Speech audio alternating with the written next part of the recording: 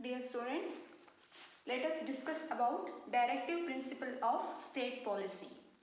Directive principle of state policy have been incorporated in the 4th schedule of our constitution. Directive principle of state policy is incorporated in the 4th schedule. ಎಲ್ಲಿದೆ ಕಾನ್ಸ್ಟಿಟ್ಯೂಷನಿನ 4th ಶೆಡ್ಯೂಲ್ನಲ್ಲಿ ಇದಿರುವಂಥದ್ದನ್ನು ನಾವು ಕಾಣ್ತಾ ಹೋಗ್ತೀವಿ. These principles have been adopted from the Irish Constitution. This principle means directive principle have been adopted from the Irish Constitution. They are the basis for establishment of social and economic equality. They are basis.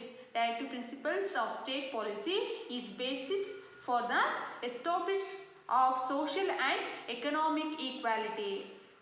They are the basic principle required for the administration of the country. So, idenagide they are basic principle of required for the administration of the country. Yet the government cannot be questioned by a court of justice if it does not implement them. So, ಯಾವುದೇ government ಕೂಡ ಏನೇ ಒಂದು ತಿದ್ದುಪಡಿಯನ್ನು ಅಥವಾ frame new ಲಾಗಳನ್ನು ತಂದಂಥ ಸಂದರ್ಭದಲ್ಲಿ ಈ ಒಂದು directive ಪ್ರಿನ್ಸಿಪಲ್ಗೆ ಯಾವುದೇ ರೀತಿಯಾದಂತಹ ಈ ಒಂದು ಡೈರೆಕ್ಟಿವ್ ಪ್ರಿನ್ಸಿಪಲ್ನಲ್ಲಿರುವಂಥ ರೂಲ್ಸ್ಗಳಿಗೆ ಯಾವುದೇ ರೀತಿಯಾದಂಥ ಧಕ್ಕೆಯನ್ನು ತರುವಂತಿಲ್ಲ.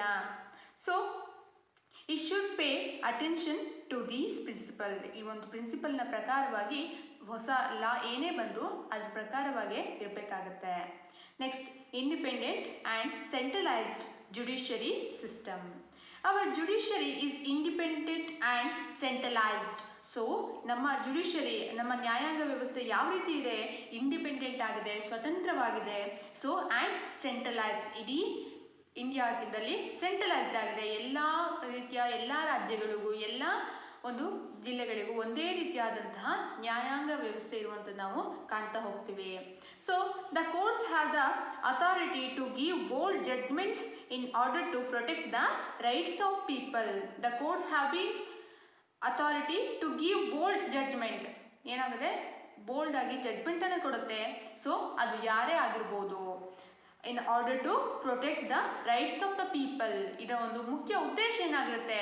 So to protect the rights of the people. Neither the legislature nor the executive has the right to interfere with the working of the judiciary. So neither the legislature nor the executive ಆಗಿರ್ಬೋದು ಅಥವಾ legislature ಇಂದ ಇದೇನಾಗಿದೆ separate ಆಗಿರುವಂಥದ್ದು ನಾವು ಕಾಣ್ತಾ ಹೋಗ್ತೀವಿ. ಯಾವುದೂ ಕೂಡ ಇಲ್ಲಿ ಲೆಜಿಸ್ಲೇಚರ್ ಅಥವಾ ಎಕ್ಸಿಕ್ಯೂಟಿವ್ ಇಂಟರ್ಫಿಯರ್ ಆಗೋದಿಲ್ಲ. So the supreme court is the highest court in the land. So ನಮ್ಮ ಇಂಡಿಯಾದಲ್ಲಿ ಸುಪ್ರೀಂ ಕೋರ್ಟ್ ಏನಾಗಿದೆ? Highest in the court of in the land. And all high courts and subordinate courts function under it. ಸುಪ್ರೀಂ ಕೋರ್ಟ್ನ ಅಂಡರ್ನಲ್ಲಿ ಅದರ ಕೆಳಗಡೆ ಏನಾಗಿದೆ? ಇದು ಕೆಲಸ ಮಾಡ್ತಾ ಇರುತ್ತೆ. ಯಾವುದು? ಹೈಕೋರ್ಟ್ ಮತ್ತು ಸಬ್ಆರ್ಡಿನೇಟ್ ಕೋರ್ಟ್ಗಳು ಇವೆಲ್ಲವೂ ಕೂಡ ಸುಪ್ರೀಂ ಕೋರ್ಟ್ನ ಅಧೀನದಲ್ಲಿ ನಮಗೆ ಕಂಡುಬರ್ತಾ ಹೋಗುತ್ತೆ.